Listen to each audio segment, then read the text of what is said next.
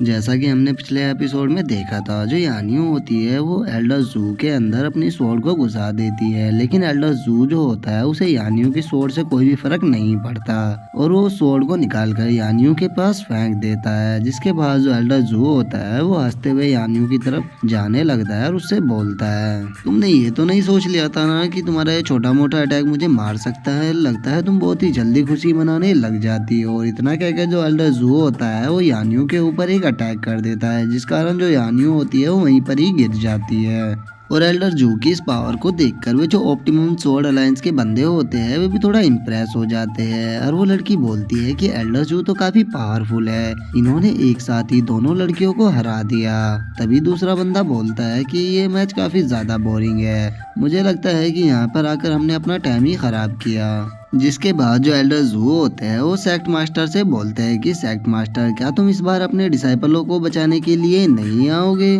और उसकी बातों को सुनकर जो सेक्ट मास्टर होते हैं वो थोड़ा गुस्सा हो जाते हैं, लेकिन वे कुछ भी नहीं कर पाते। और उसके बाद हम लोअर रियलम के डिसाइपलों को देखते हैं जो कि यानियो के हारने के बाद आपस में बातें करने लगते हैं कि लिन और यानियो दोनों हार चुके हैं, अब केवल किन्नान ही बचा है। लेकिन हमें नहीं लगता कि किन्नान इन तीनों एल्डरों को हरा सकता है, तो अब हमें क्या करना चाहिए। जिसके बाद जो एल्डर यू होते हैं वो चिल्लाते हुए सभी लोअर रियलम के डिसाइपलों से बोलते हैं कि सभी लोअर रियलम के डिसाइपल मेरी बात सुने, अगर तुम लोग अभी भी सेक्ट मास्टर और उनके डिसाइपलों को सपोर्ट करोगे तो हमारे जीतने के बाद तुम सभी लोअर रियलम के डिसाइपलों को हमारे सेक्ट से निकाल दिया जाएगा और किसी भी लोअर रियलम के डिसाइपल को फ्यूचर में हमारे सेक्ट के अंदर आने नहीं दिया जाएगा। जो सुनकर जो लोअर रियलम के डिसाइपल होते हैं वो आपस में बातें करने लगते हैं कि अब हमें क्या करना चाहिए, क्योंकि हमें नहीं लगता कि किन्नान इस फाइट को जीत पाएगा। जिसके बाद हम एक बंदे को देखते हैं जिसका नाम फैंग होता है और वो बोलता है कि अब हमारे जीतने की कोई भी उम्मीद नहीं है, क्योंकि सिस्टर यानी भी हार चुकी है जो कि सबसे पावरफुल थी इन तीनों में। तो अब मुझे समझ में नहीं आ रहा कि हम क्या करें। जो सुनकर लोअर रियलम के जो डिसाइपल होते हैं वो उससे चिल्लाते हुए बोलते हैं कि ब्रदर फैंग, आपको डिसीजन लेना होगा, क्योंकि हमें नहीं लगता कि किन्नान उसको हरा सकता है, क्योंकि इन तीनों में सबसे पावरफुल यानी हुई थी और वो भी हार चुकी है। तभी दूसरा बोलता है कि ब्रदर फैन, सेक्ट मास्टर की हालत भी इतनी सही नहीं है, मुझे नहीं लगता कि वे इतने लंबे टाइम तक जी पाएंगे, और वैसे भी अगर ये फाइट ये एल्डर जीत गए तो ये सेक्ट के न्यू मास्टर बन जाएंगे, तो हमें इनकी तरफ जाना चाहिए। जो सुनकर वो जो बंदा फैंग होता है वो भी थोड़ा कंफ्यूज हो जाता है और उसे समझ में नहीं आता कि वो अब क्या करे। जिसके बाद वो सभी लोअर रियलम के डिसाइपलों से बोलता है कि तो फिर ठीक है, हम उन डिवाइन रियलम के बंदों की तरफ ही चलते हैं, हमें उनके पास में जाकर बैठ के उनको सपोर्ट करना होगा। इसके बाद वे सभी डिवाइन रियलम के डिसाइपलों की तरफ जाने लगते हैं और वे पीछे से चिल्लाते हुए बोल रहे होते हैं कि हमारी लाइफ की सबसे बड़ी गलती थी जो हमने इन लोगों पर यकीन किया। तभी दूसरा बोलता है कि मैंने तो अपनी सारी आवरण पिल भी इनको दे दी थी, इससे अच्छा मैं अपनी आवरण पिल इन डिवाइन रियलम के डिसाइपलों को दे देता, कम से कम ये मेरी थोड़ी बहुत रिस्पेक्ट तो करते ही। और लोअर रियलम के डिसाइपलों को अपनी साइड आता हुआ देखकर जो डिवाइन रियलम के डिसाइपल होते हैं वे भी भाव खाने लगते हैं और वे बोलते हैं कि हे, तुम यहाँ पे कहाँ आ रहे हो, यहाँ पे किसी भी लोअर रियलम के डिसाइपल के लिए कोई भी जगह नहीं है, तुम्हें वापस जाकर अपने लोअर रियलम के डिसाइपलों को सपोर्ट करना चाहिए। तभी दूसरा बोलने लगता है कि इन बेचारों की हालत तो देखो, इन्हें देखकर अब मुझे इन पर तरस आ रहा है, इनकी हालत तो अब ऐसी हो गई जैसे कि धोबी का कुत्ता, ना घर का ना घाट का। और इतना बोलकर वे दोनों जोर जोर से हंसने लगते हैं। जिसके बाद जो फैंग होता है वो उनसे बोलता है कि प्लीज हमें माफ कर दीजिए, हमने बहुत ही बड़ी गलती की है, जो हम उन लोअर रियलम के डिसाइपलों को सपोर्ट करने के लिए चले गए थे, तो प्लीज हमारी इस गलती को माफ करके हमें स्वीकार कर लीजिए।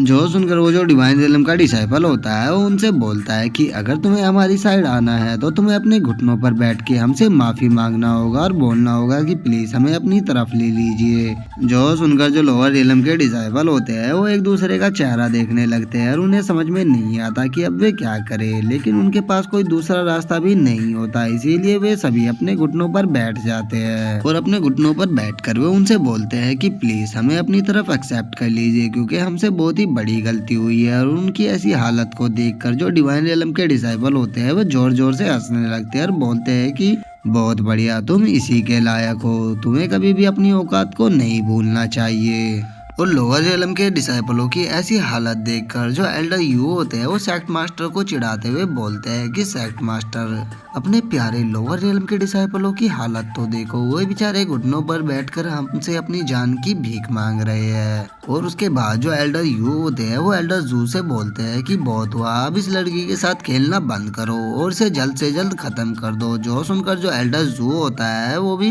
रेडी हो जाता है और वो यानियों को मारने के लिए उसकी तरफ जाने लगता है। और हम यानियों को देखते हैं जिसकी हालत काफी ज्यादा खराब होती है और वो उठने की कोशिश कर रही होती है, लेकिन उसके शरीर में बिल्कुल भी जान नहीं बची होती है और वो वहीं पर ही गिर जाती है। जिसके बाद हम एल्डर जू को देखते हैं जो कि उसको मारने के लिए उसकी तरफ जा ही रहा होता है, लेकिन तभी जो किन्नान होता है वो एल्डर जू और यानियों के बीच में आ जाता है। और उसे फाइट के बीच में आता हुआ देखकर जो एल्डर जू होता है वो बहुत ही ज्यादा गुस्सा हो जाता है और वो किन्नान से बोलता है कि आखिर तुम चाहते क्या हो, तुम बार बार मेरी फाइट के बीच में क्यों आ जाते हो। जो सुनकर किन्नान उससे बोलता है कि मुझे तुम्हारी जान चाहिए और जब तक तुम्हें मैं मार नहीं देता तब तक मैं ऐसी फाइट के बीच में आता रहूंगा। और इतना कहकर जो किन्नान होता है वो एल्डर जू पे अटैक कर देता है और इस अटैक से हम देखते हैं कि एल्डर जू को भी थोड़ी चोट आई होती है। जिसके बाद एल्डर जू जो होते हैं वो बहुत ही ज्यादा गुस्सा हो जाते हैं और वो गुस्से में किन्नान से बोलता है कि मैं तुम्हें आज जिंदा नहीं छोड़ूंगा, मैं तुम्हारे शरीर के छोटे छोटे टुकड़े कर दूंगा। और जो लिन होती है वो डरते हुए किन्नान से बोलती है कि किन्नान वो बहुत ही ज्यादा पावरफुल है, तुम उसे नहीं हरा पाओगे, तो प्लीज यहाँ से चले जाओ। जो सुनकर किन्नान उसे बोलता है कि तुम्हें चिंता करने की कोई भी जरूरत नहीं है, वो मेरा कुछ भी नहीं बिगाड़ पाएगा। जिसके बाद हम एल्डर जू को देखते हैं जो कि गुस्से में किन्नान की तरफ अटैक करने के लिए आ रहे होते हैं और उन्हें अपनी तरफ आता हुआ देखकर जो किन्नान होता है वो भी रेडी हो जाता है अटैक के लिए और वो एल्डर जू से बोलता है कि ओल्ड मैन, आज तुम्हारा आखिरी दिन होने वाला है। और इतना कहकर जो किन्नान होता है वो एल्डर जू पे एक अटैक कर देता है और हम देखते हैं जो किन्नान का अटैक होता है वो काफी ज्यादा पावरफुल होता है और उस अटैक के कारण एल्डर जू की जो गर्दन होती है वो कट जाती है और गर्दन कटते के साथ ही जो एल्डर जू होते हैं वो वहीं पर गिरकर मर जाते हैं। और इसी के साथ जो हमारा आज का एपिसोड है वो भी यहीं पे ख़त्म हो जाता है। तो अब हम नेक्स्ट एपिसोड में देखेंगे कि क्या होता है। तो अगर आपको वीडियो अच्छी लगी हो तो वीडियो को लाइक करना, चैनल को सब्सक्राइब करना। मैं मिलता हूँ आपसे नेक्स्ट वीडियो में, तब तक के लिए बाय बाय गाइस।